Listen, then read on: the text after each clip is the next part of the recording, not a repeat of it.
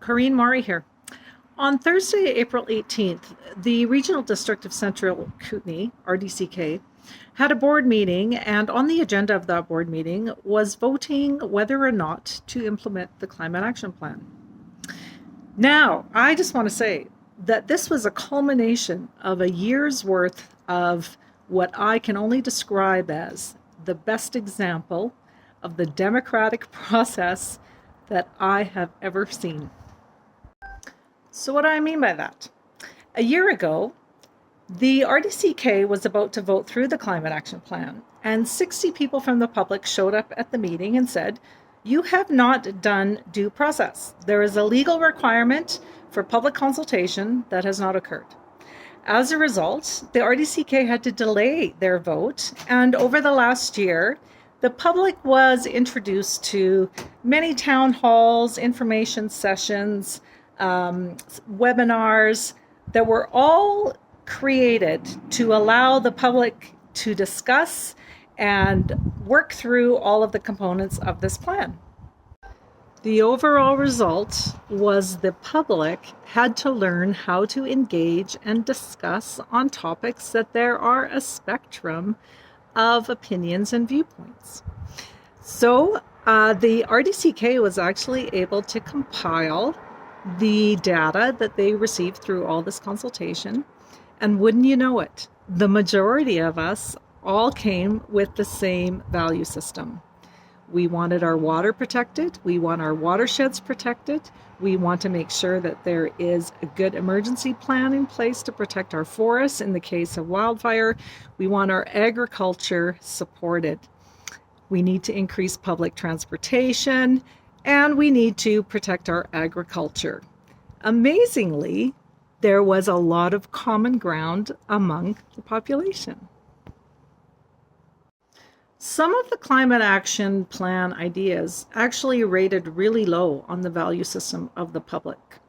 So for instance, one of them was pushing the electric vehicle thing, mostly because most people can't afford electric vehicles and the general public understands we don't have the infrastructure in place to actually support that.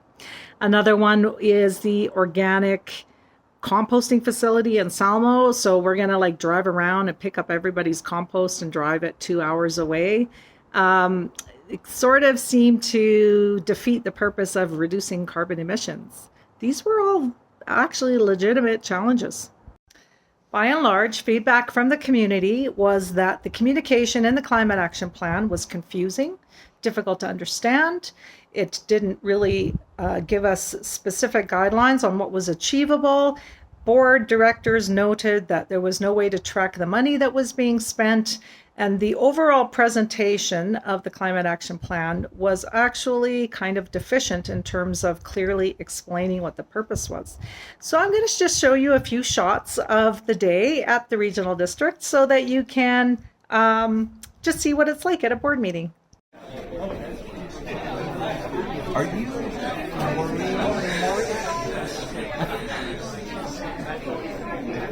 And so, looks like we have the public really showing up today. This is awesome. All right, and we are into the overflow. Look at this.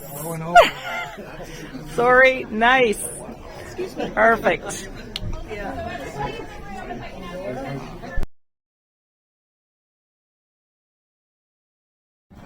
All right, this is what happens when the public shows up at an RDCK meeting. You can get a hot dog. The reason I came from Creston is because the climate is the most important thing to all of us. Our environment is the most important thing to all of us. It doesn't matter what side of the coin you're on.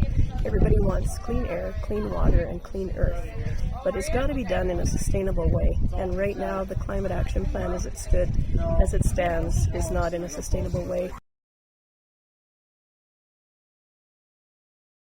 So what was the outcome of this meeting? This meeting actually, the board accommodated the public. There were over 100 public participants that showed up, about 50 online and 50 in person. And the board increased the public time. Usually it's about 15 minutes. They increased it to an hour to give more opportunity for the public to engage. This allowed comments from all sides of the spectrum to be able to have their say. After that, then the board had their consultation process amongst themselves. And this is where I witnessed a higher level of interaction than I have previously before. There was great respect for each director. There was thoughtful consideration of how to implement something that would work, that would really represent everyone. There was really thoughtfully crafted language around the motions that they wanted to bring forward. There was just a degree of respectful interaction that I haven't encountered before. The level of which they were operating was the most, I really felt like they had showed up for the public this time. It wasn't for their staff, it wasn't for the provincial government. Everything about what they were discussing was for the benefit of the public. What they ended up deciding was that the climate action plan is going to be now considered climate action ideas. And before these ideas can come to the board, there has to be a consultation process which determines their priorities.